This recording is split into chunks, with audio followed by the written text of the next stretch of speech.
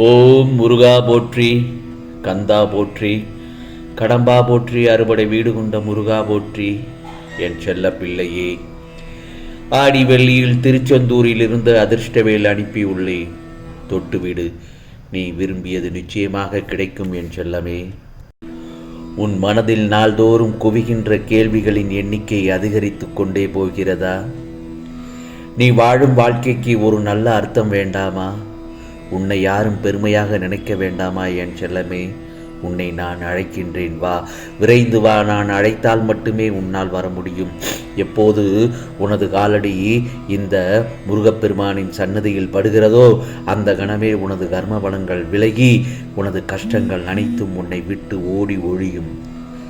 அந்த நேரத்திலிருந்து இதோ உனக்கான நல்ல நேரம் ஆரம்பிக்கும். வாழ்க்கையில் உன்னை உயர்ந்த நிலைக்கு கொண்டு போகப் போகிறேன் இந்த முருகப்பெருமான். எதற்காகவும் எப்போதும் பயப்படாதே. உன்னோடு நான் எப்பொழுதும் இருந்து கொண்டுதான் இருக்கிறேன். நீ அழைத்தால் நிச்சயம் நான் வருவேன். வாழ்க்கையில் வெற்றிகள் நிலைத்திருப்பதில்லை, அதை போலத்தான் தோல்விகளும் நிலைத்திருப்பதில்லை. போகும் பாதைகள் சரியாக இருந்தால்தான் சேரும் இடமும் சரியாக இருக்கும்.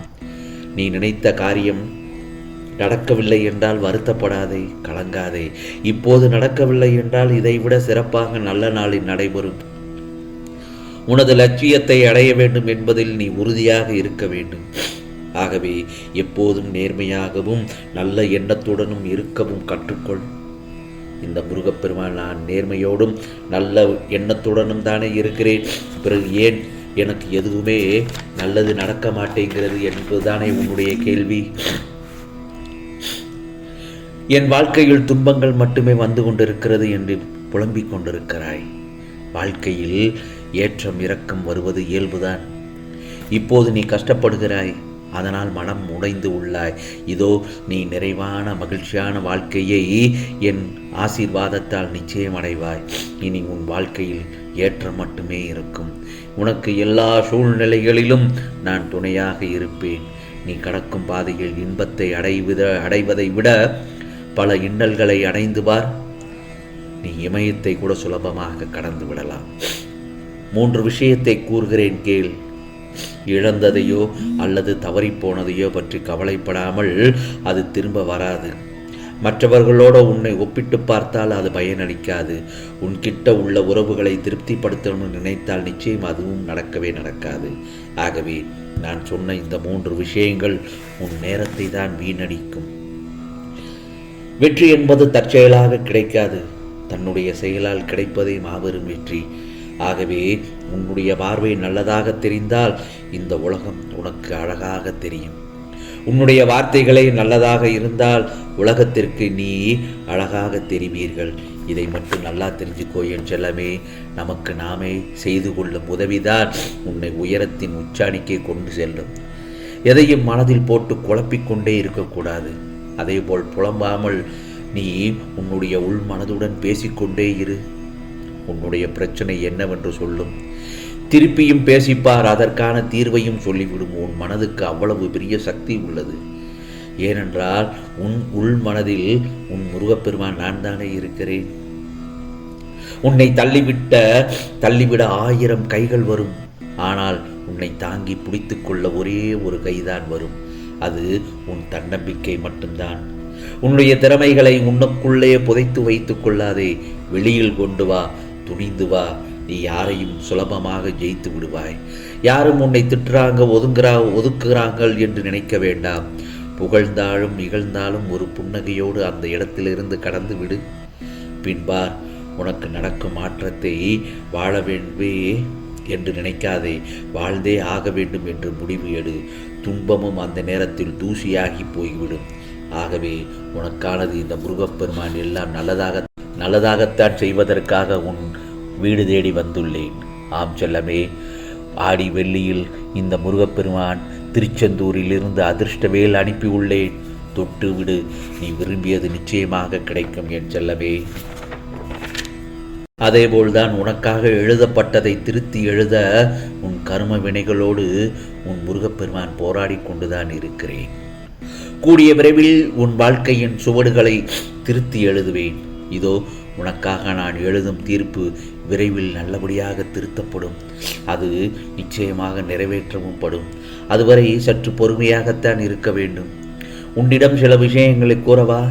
உன் கண்ணீரை உன்னை உண்மையாக நேசிப்பவர்களுக்கு மட்டுமே சிந்து. அது தவறில்லை. ஆனால் உன்னை ஏளனமாக பார்ப்பவர்களுக்காக ஏன் உன் கண்ணீரை வீணடிக்கிறாய்? நீ படும் துன்பங்களை நான் அறியாமல் இல்லை. உன் துன்பங்கள் எல்லாம் இனி ஒரு முடிவுக்கு வரப்போகிறது.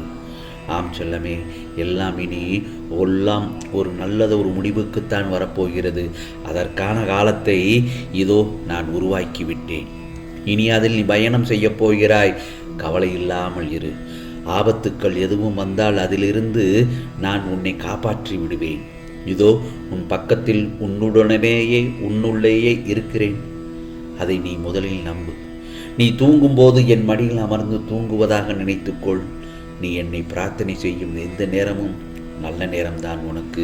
இப்போது நீ இருக்கும் இடத்தில் இருந்தே வணங்கு. என்னை உரிமையோடு கூப்பிடும்போது நான் நிச்சயமாக ஓடோடி உன்னை பாதுகாக்கவும் உனக்கான உதவி செய்து வந்து கொண்டுதான் இருக்கிறேன்.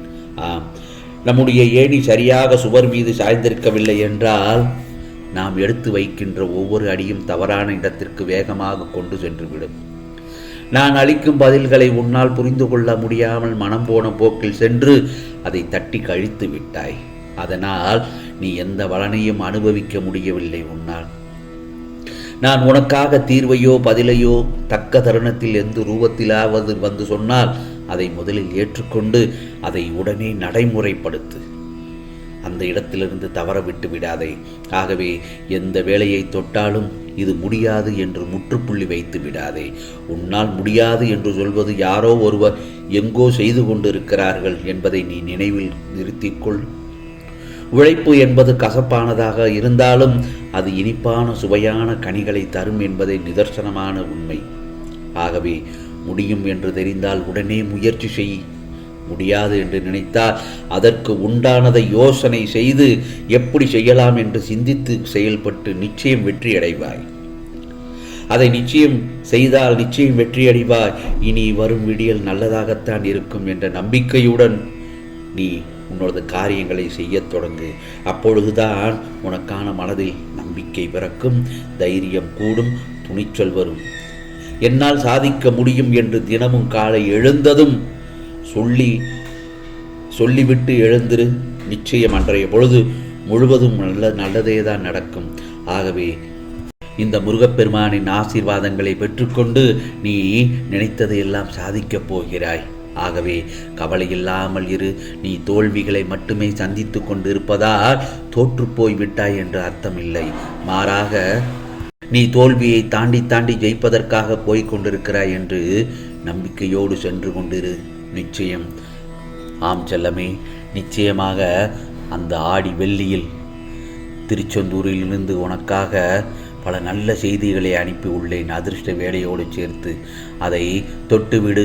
நிச்சயமாக உனக்கு விரும்பியது நிச்சயமாக கிடைக்கும். ஓம் சரவண பவ. ஓம் சரவண பவ. ஓம் சரவண பவ.